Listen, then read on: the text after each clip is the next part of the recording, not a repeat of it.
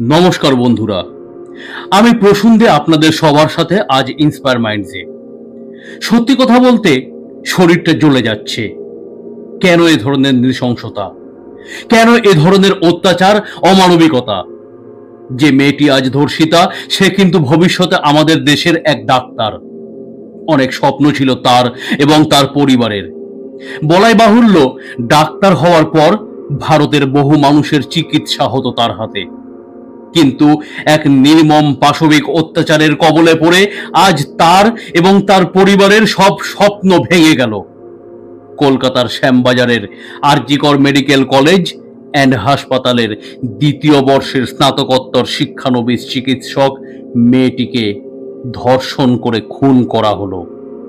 ধৃত একজন civic volunteer, নাম সঞ্জয়। একাধিক প্রমাণের মাধ্যমে, নিজের স্বীকারোক্তির জবানবন্দির মাধ্যমে সে আজ বিচারাধীন। কিন্তু এ বিচারে আমরা কি পেলাম?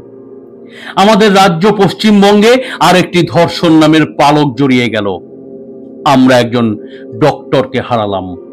আমি কোনো রাজনীতির সাথে জড়িত না, বা আমার কোনো রাজনৈতিক মেরুকরণের উদ্দেশ্য নেই, কিন্তু বলতেই হবে যে এরূপ একটা প্রকাণ্ড ঘৃণ্য অপরাধকে উদ্দেশ্য করে দীর্ঘ রাজনীতি না করাই ভালো। কারণ আমরা যাকে হারালাম তাকে আর কোনোদিন আমরা ফিরে পাবো না। আমাদের একটাই উদ্দেশ্য হওয়া উচিত, যে প্রকৃত দোষীর শাস্তির মাধ্যমে আগামীতে এ ধরনের ঘৃণ্যতা বন্ধ করা। কিন্তু আমাদের এই সঞ্জয় বা এদের মতো মানুষকে বদলাতে হবে। কিভাবে বদলাবো? না, এই ধরনের মানুষগুলো আমাদের মধ্যেই কোথাও না কোথাও সুপ্ত অবস্থায় রয়েছে।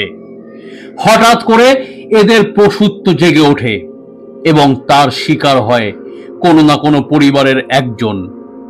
আমরা যদি আমাদের নিজেদের চিন্তাধারাকে বদলাতে পারি, আমরা যদি আমাদের মানসিকতার পরিবর্তন করতে পারি, তাহলে হয়তো সমাজ কিছুটা হলেও নিম্ন মানসিকতার অপরাধ মুক্ত হওয়া সম্ভব।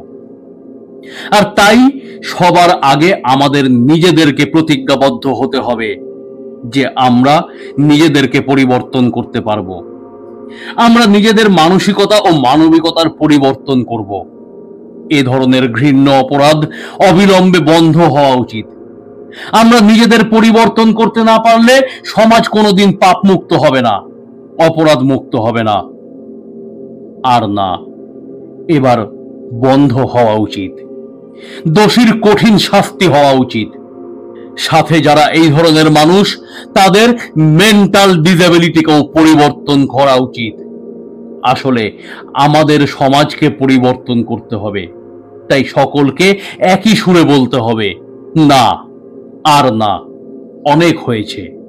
এবার স্টপ, স্টপ অ্যান্ড স্টপ। সকলের সুস্থতা কামনা করি। সবাই ভালো থেকো।